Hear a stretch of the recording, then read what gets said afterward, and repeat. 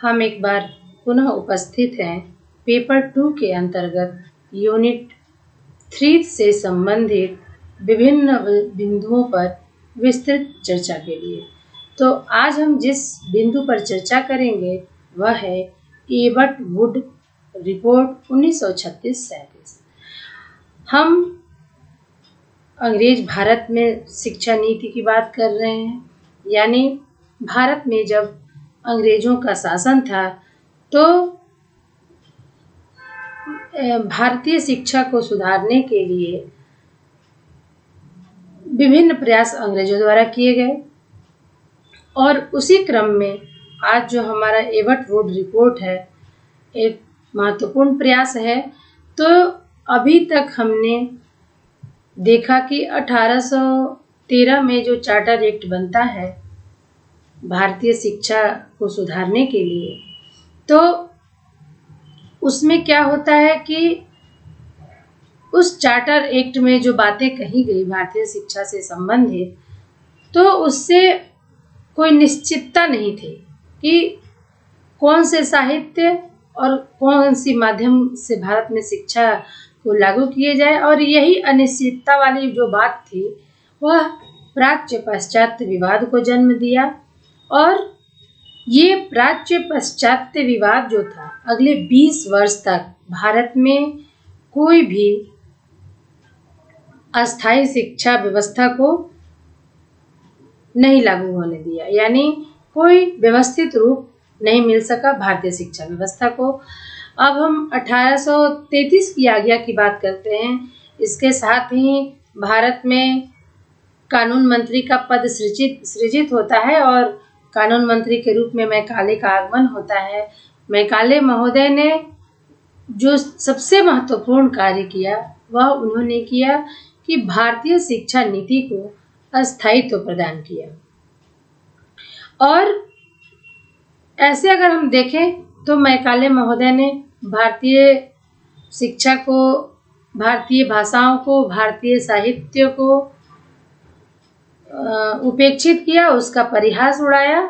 तो हम कह सकते हैं कि खैर जो भी हो, लेकिन हम ब्रिटिश भारत में शिक्षा व्यवस्था को अभी देख रहे हैं।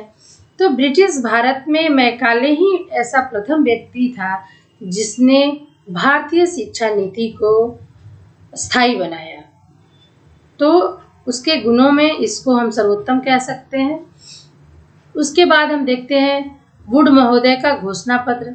तो वुड महोदय का घोषणा पत्र भी अपने आप में विशेष था क्योंकि वह भारतीय शिक्षा को एक समग्र व्यवस्थित ढांचा रूप प्रदान किया। यानी हम कह सकते हैं कि चाहे वो स्त्री शिक्षा हो, चाहे अल्पसंख्यकों की शिक्षा हो, चाहे वह प्राथमिक शिक्षा हो, चाहे माध्यमिक शिक्षा हो, चाहे विश्वविद्यालय शिक्षा हो, इन सब को एक निश्चित आकार प्रदान किया, एक निश्चित स्वरूप प्रदान किया। वुड के बाद हम देखते हैं कि भारत में हंटर कमीशन आता है और हंटर कमीशन का मुख्य फोकस प्राथमिक शिक्षा को लेकर था। वुड का घोषणा पत्र भारत में लागू किया गया, उसके प्रस्तावों को भारत में नीति के रूप में लागू किया गया। लेकिन लागू होने के बाद वुड डिस्पैच, जिसे महाधिकार पत्र भी कहा गया है, तो वुड डिस्पैच भारतीय शिक्षा व्यवस्था को कितना प्रभावित कर सका, भारतीय उससे कितने लाभान्वित हो सके, तो इन सभी बातों का अवलोकन हंटर महोदय ने किया। और हंटर महोदय ने पूरे अवलोकन के बाद जो अपनी दृष्टि निकाली वो उनको लगा कि प्राथमिक शिक्षा पर भारत में मुख्य रूप से फोकस किया जाना चाहिए। अगर प्राथमिक शिक्षा यानी जब बेस ही कमजोर होगा तो उस पर भवन की कल्पना नहीं की जा सकती। यानी भारत में अगर शिक्षा व्यवस्था को सुधारना है तो सबसे पहले यहाँ प्राथमिक शिक्षा व्यवस्था को चुस्त दुरुस्त करना होगा। और हम अपने अध्ययन के बाद पाते हैं कि हंटर कमीशन का जो सुझाव था भारत में प्राथमिक शिक्षा से संबंधित, और उसी सुझाव के फलस्वरूप भारत में प्राथमिक विद्यालयों का जाल सा बिछ गया। हंटर के बाद हम देखते हैं आपके कर्जन महोदय हैं।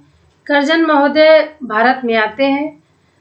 इन्होंने अपना ऑब्जर्वेशन किया और पाया कि भारतीय शिक्षा में उच्च शिक्षा पर सुधार की अधिक आवश्यकता है, तो इन्होंने उच्च शिक्षा से संबंधित सुझाव प्रस्तुत किए। फिर गोखले महोदय का जो विधेयक था उसमें सर्वप्रथम निःशुल्क एवं अनिवार्य शिक्षा की बात कही गई, और फिर उसके बाद सैडलर कमीशन आता है, और सैडलर कमीशन को हम कलकत्ता विश्वविद्यालय आयोग के नाम से भी जानते हैं। तो नाम से ही स्पष्ट है कि यह विश्वविद्यालयी शिक्षा यानी उच्च शिक्षा को सुधारने के लिए इस समिति का गठन हुआ था। तो सैडलर के बाद आते हैं हर्टॉग महोदय। तो हर्टॉग महोदय का भी जो रिपोर्ट है, जो कमेटी है, तो ये इम्पोर्टेंट है इसलिए कि इसने भारतीय शिक्षा व्यवस्था को अगर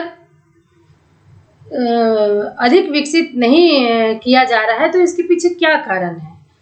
तो भारतीय शिक्षा को व्यवस्थित करने के लिए तमाम कमेटियां बन रही हैं और निरंतर प्रयास किए जा रहे हैं, फिर भी जो प्रतिफल है संतोषजनक नहीं है। तो क्यों है? तो इन्होंने भारतीय बच्चों को देखा कि वो स्कूल नहीं पहुंच पा रहे हैं, और पहुंच भी पा रहे हैं तो किसी कारण से स्कूल छोड़ दे रहे हैं, फिर एक ही क्लास में कई बार रह जा रहे हैं। तो इनके हिसाब से भारतीय शिक्षा व्यवस्था और भारतीय बच्चे और युवा अगर शिक्षा नहीं प्राप्त कर पा रहे हैं तो उसका सबसे बड़ा कारण अपव्यय एवं अवरोधन है। तो ये नया कॉन्सेप्ट था और बिल्कुल सही था। तो ब्रिटिश भारतीय शिक्षा इतिहास में हर्टॉग महोदय का भी जो रिपोर्ट है, जो प्रस्ताव है, काफ़ी महत्वपूर्ण है। और उसके बाद एबट वुड का रिपोर्ट है। तो हम कह सकते हैं कि भारतीय शिक्षा के हर पहलू में गुणात्मक या परिमाणात्मक सुधार हो चुका है। अब बचता है कि भारतीय युवा जो हैं शिक्षा ग्रहण करके स्वावलंबी कैसे बने।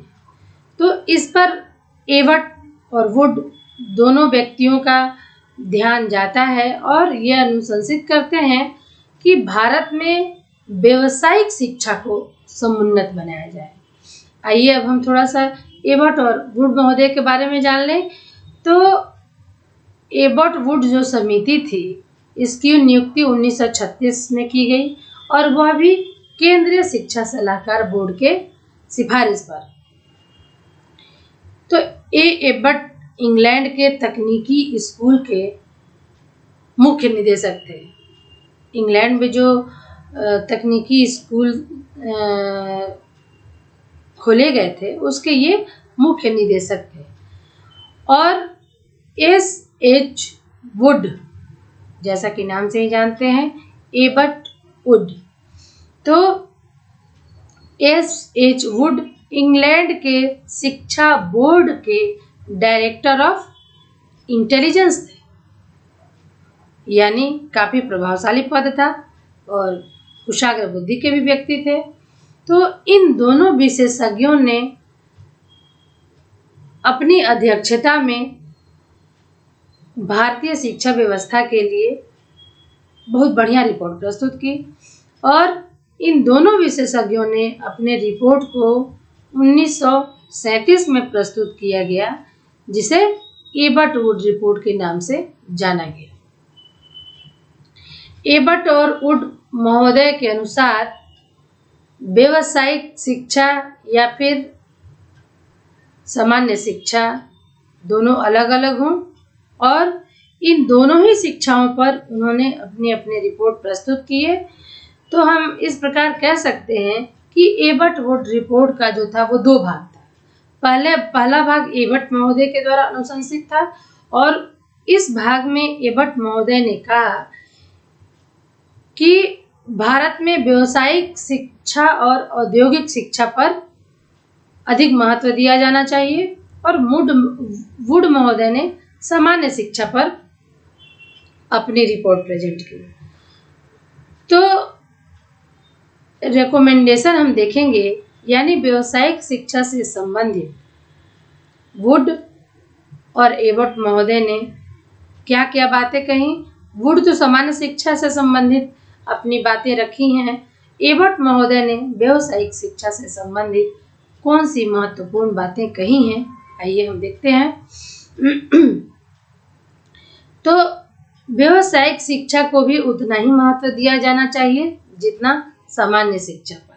सामान्य शिक्षा को ग्रहण कर व्यक्ति जितना अपने में क्वालिटी डेवलप कर सकता है, उतना ही व्यावसायिक शिक्षा को भी कर सकता है, उससे अधिक कर सकता है, जिससे आत्मनिर्भर भारत बनने की कल्पना की जा सकती है। यानी भारत में जो भूखमरी थी, गरीबी थी, वो आत्मनिर्भरता से ही दूर की जा सकती थी। तो इसलिए एबट महोदय ने भारतीय शिक्षा व्यवस्था में व्यावसायिक शिक्षा को अधिक महत्वपूर्ण रूप से दिखाया, इसलिए कि भारतीय युवा बेरोजगारी की किल्लत से बाहर है। और इसी क्रम में एबट महोदय ने कहा कि प्रत्येक प्रांत में व्यावसायिक शिक्षा का प्रबंध वहाँ के उद्योग, व्यापार और परिस्थितियों को ध्यान में ही रखकर किया जाए। अब मान लीजिए चीनी उद्योग है, तो चीनी उद्योग राजस्थान के इलाके में नहीं हो सकती है, क्योंकि उसके लिए कच्चे संसाधन के रूप में गन्ने की आवश्यकता है, और गन्ना बलुई क्षेत्र में नहीं हो सकता है। तो एबट महोदय के अनुसार जो भी व्यावसायिक शिक्षा प्रदान की जाए, वहाँ के परिस्थिति, वहाँ के व्यापार इत्यादि को देखते हुए की जाए। एबट महोदय ने कहा कि प्रत्येक प्रांत में व्यावसायिक शिक्षा परामर्शदात्री समिति का गठन किया जाए। ये परामर्शदात्री समिति जो है, भारतीय युवाओं को उनकी योग्यता के अनुसार उन्हें सलाह दे सकें, जिसके आधार पर वे व्यावसायिक शिक्षा को ग्रहण कर अपने जीवन में जीविकोपार्जन भलीभांति कर सकें। और इसी क्रम में उन्होंने कहा कि औद्योगिक शिक्षा के विकास के लिए उद्योगपतियों का सहयोग प्राप्त किया जाए। यानी उद्योगपति ही ज़्यादा डोनेट कर सकते हैं भारत में किसी भी विकास को लेकर। हम आज देखते हैं कि भारत में जितने भी उद्योगपति हैं, वह भारत के विकास के लिए कितने सारे अनुदान देते हैं। तो हम अंग्रेज भारत में भी देखते हैं कि भारतीय शिक्षा के विकास के लिए उद्योगपतियों से सहयोग की बात कही गई है। और इसी क्रम में एबट महोदय ने कहा कि जो व्यक्ति कुटीर उद्योग धंधों में कार्यरत हों, उनको उचित प्रकार से व्यापारिक प्रशिक्षण दी जाए। जी हाँ, मान लीजिए बीएड का कोर्स भी व्यावसायिक कोर्स ही है, व्यावसायिक शिक्षा ही है। तो हम कई बार देखते हैं कि किसी निजी स्कूल में कई टीचर पढ़ा रहे होते हैं जो कि प्रशिक्षित नहीं होते हैं, लेकिन बहुत बढ़िया पढ़ाते हैं। तो एबट वुड रिपोर्ट में ये कहा गया कि ठीक है, कार्यरत है तो वो सही है, लेकिन उन्हें भी प्रशिक्षण की आवश्यकता है और उनके लिए भी प्रशिक्षण की व्यवस्था की जाए। आज भी हम देखते हैं कि अभी हाल ही में ऑर्डर हुआ कि कोई भी शिक्षक अप्रशिक्षित काम नहीं कर सकता है। तो उसके कारण जितने भी अप्रशिक्षित शिक्षक थे उन्होंने प्रशिक्षण ग्रहण कर लिया। तो इसी क्रम में हम देखते हैं कि एबट महोदय जो हैं वह व्यावसायिक शिक्षा को प्रभावशाली बनाने के लिए, उसका फलाफल उत्तम हो, इसके लिए कई महत्वपूर्ण बात कहते हैं। और वो कहते हैं कि व्यावसायिक शिक्षा को ही 2 भागों में बांट दिया जाए, एक जूनियर व्यावसायिक स्कूल और एक सीनियर व्यावसायिक स्कूल। यानी व्यावसायिक शिक्षा बच्चों को प्रारंभ से ही दी जानी चाहिए, पहले सैद्धांतिक रूप में, फिर प्रायोगिक रूप में। इसी क्रम में उन्होंने कहा कि विभिन्न व्यवसायों में जो लोग कार्यरत हैं उनकी शिक्षा के लिए अंशकालिक व्यावसायिक स्कूल स्थापित की जाए, यानी उनका जो कोर्स है वह कम समय में ही समाप्त हो जाए, लेकिन वह भी प्रशिक्षित रहे, तभी जाकर उनका जो प्रोडक्शन है बढ़िया हो पाएगा। ये बात भी सही है कि प्रशिक्षण से कुशलता आती है और कुशलता आने के बाद ही व्यक्ति कौशल युक्त कार्य करता है, जिसका परिणाम जो है, रिजल्ट संतुष्टिजनक होता है। एबट महोदय ने कहा कि व्यावसायिक शिक्षा का जो संबंध है वह सीधा औद्योगिक विकास और व्यापारिक विकास से ही संबंधित होना चाहिए। झूठ मूठ का फालतू का कोई डिग्री नहीं है। यानी हम इसको प्रशिक्षण दें, अगर कोई भी व्यक्ति प्रशिक्षण लेता है तो वह उस कार्य के लिए एलिजिबल बन जाता है। जैसे हम शिक्षक की ही बात करें तो भारत में पहले व्यक्ति ट्रेनिंग कर लेता था और टीचर बन जाता था, लेकिन अब ऐसा नहीं है। भीड़ बढ़ती है तो गुणवत्ता के मानदंड भी बढ़ जाते हैं, ये नियम है। तो एबट महोदय ने कहा था कि व्यावसायिक और औद्योगिक शिक्षा का प्रत्यक्ष संबंध औद्योगिक विकास से स्थापित किया जाए। यानी शिक्षा ग्रहण करने के बाद उसका जो परिणाम है वह रिजल्ट संतुष्टिजनक होना चाहिए।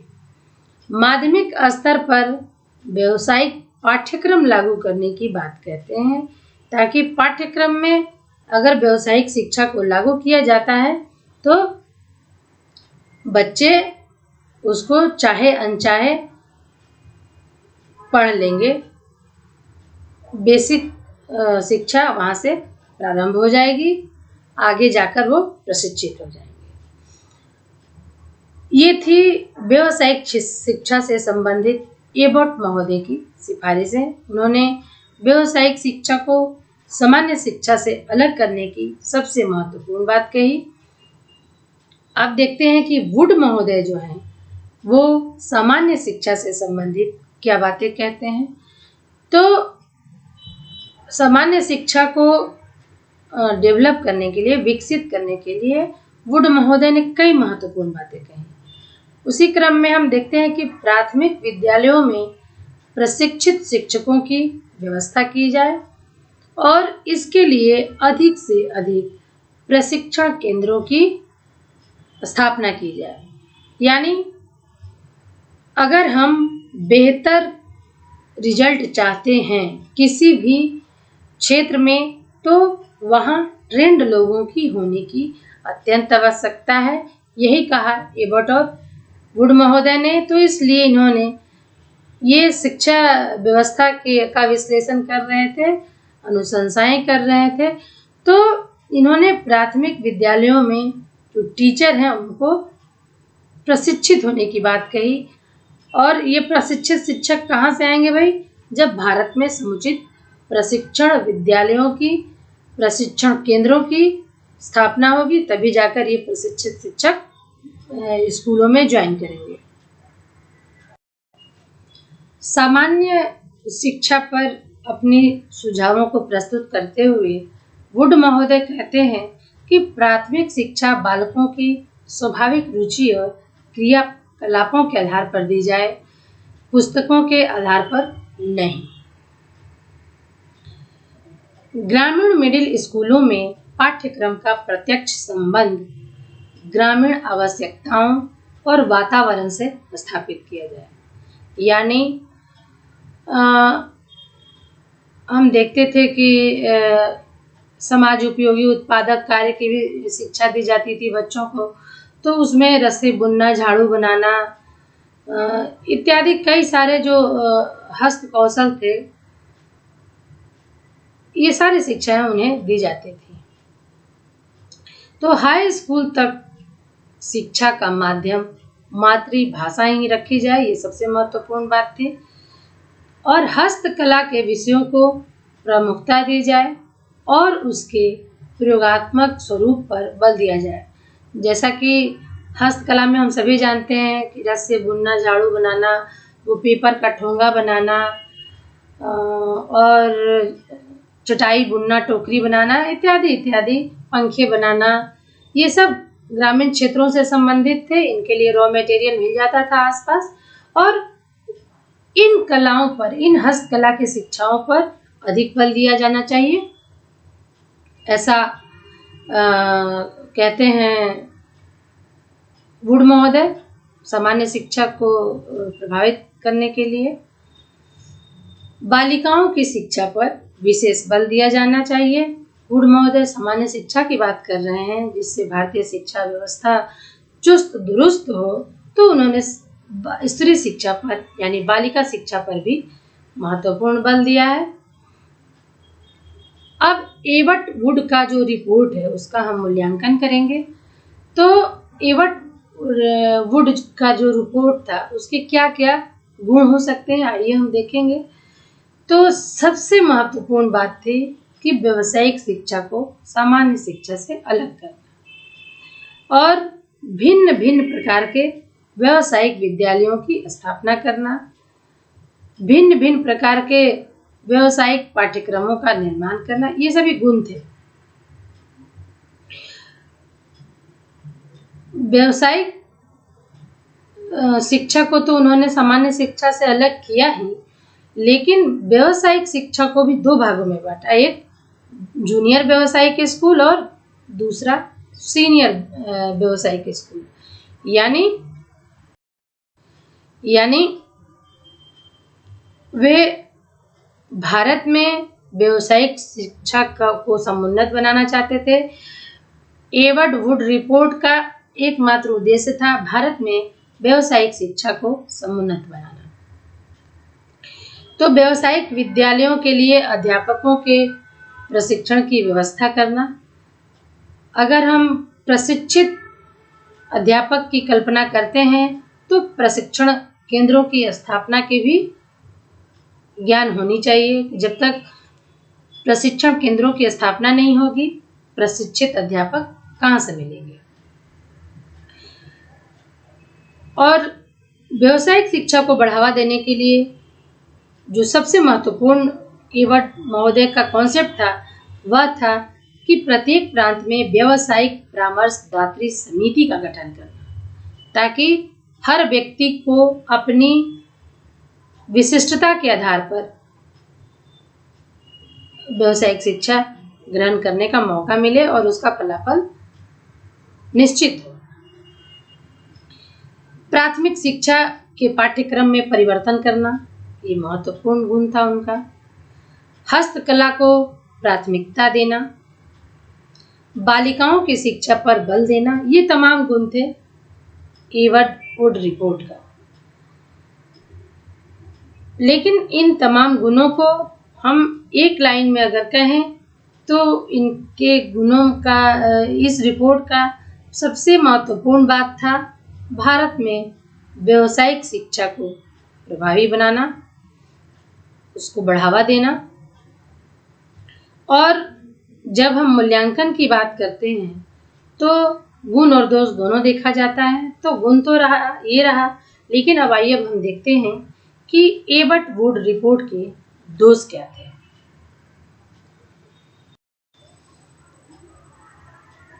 सिद्धांत रूप में यह मानना कि व्यावसायिक विद्यालय सामान्य विद्यालयों से अलग होना चाहिए और व्यवहारिक रूप में ग्रामीण क्षेत्र के विद्यालयों में कृषि की शिक्षा को अनिवार्य बनाना, ये दोष था।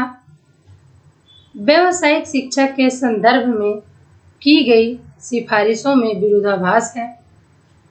3 वर्षीय प्रशिक्षण की संस्तुति उचित नहीं मानी गई। फिर भी अगर हम समग्र अवलोकन करते हैं एबट वुड रिपोर्ट का, तो हम पाते हैं कि व्यावसायिक शिक्षा के संबंध में जो इनका सुझाव था वह अति महत्वपूर्ण था, परंतु दुर्भाग्य से इसके शीघ्र बाद ही द्वितीय विश्व युद्ध छिड़ जाता है और इस रिपोर्ट के सुझावों का क्रियान्वयन नहीं हो पाता है। बाद में युद्ध की समाप्ति पर इन सुझावों को सार्जेंट योजना में सम्मिलित कर लिया जाता है। इसके बाद हम लोग पढ़ेंगे सार्जेंट योजना 1944 को। तो हम कहेंगे कि द्वितीय विश्व युद्ध का छिड़ जाना ही इस रिपोर्ट का दुर्भाग्य था और यह भारत में क्रियान्वित नहीं हो पाया।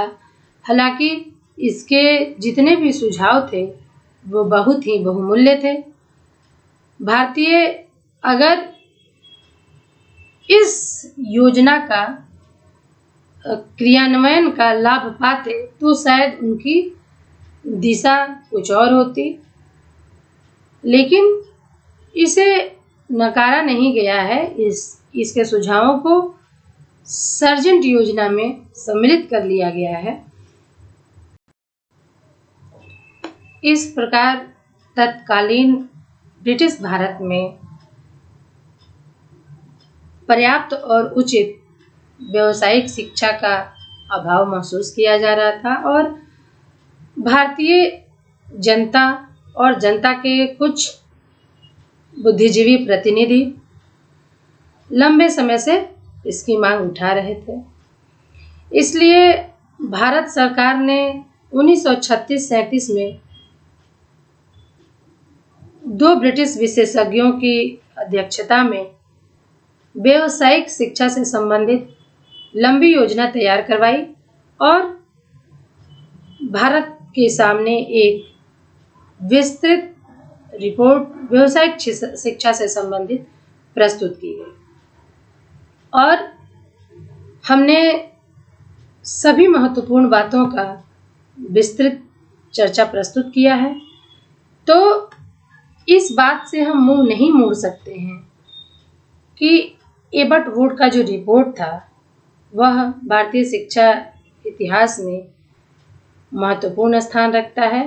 इसका क्रियान्वयन न हो पाना इसका दुर्भाग्य है, लेकिन इसे नकारा नहीं गया, इसे उपेक्षित नहीं किया गया, क्योंकि भारत में जो आंदोलन थे वो अपने हक और अधिकारों के लिए थे। तो आंदोलनकारी लंबे समय से व्यावसायिक शिक्षा से संबंधित विस्तृत और स्पष्ट योजना की मांग कर रहे थे। तो इस दृष्टि से इस योजना को सार्जेंट योजना में सम्मिलित किया गया और सार्जेंट योजना में सम्मिलित कर इसको क्रियान्वित किया गया। तो भले ही यह अपने नाम से क्रियान्वित न हो पाई, पर इससे भारतीय लाभान्वित हुए और एबट वुड का जो रिपोर्ट था वह भारतीयों के आवश्यकता और हित को ध्यान में रखकर तैयार किया गया था, इसलिए बहुत उपयोगी था। लेकिन इसका जो प्रत्यक्ष फल मिलना था वह न मिल सका, इसके नाम से नहीं हो सका, परंतु इसे सर्जेंट योजना में सम्मिलित किया गया। तो इस प्रकार हम कह सकते हैं कि एबट वुड रिपोर्ट 1936-37 का जो सुझाव था भारत में व्यावसायिक शिक्षा से संबंधित, तो वह अति महत्वपूर्ण था। इसके साथ ही बस अब इतना ही इस टॉपिक से संबंधित। धन्यवाद।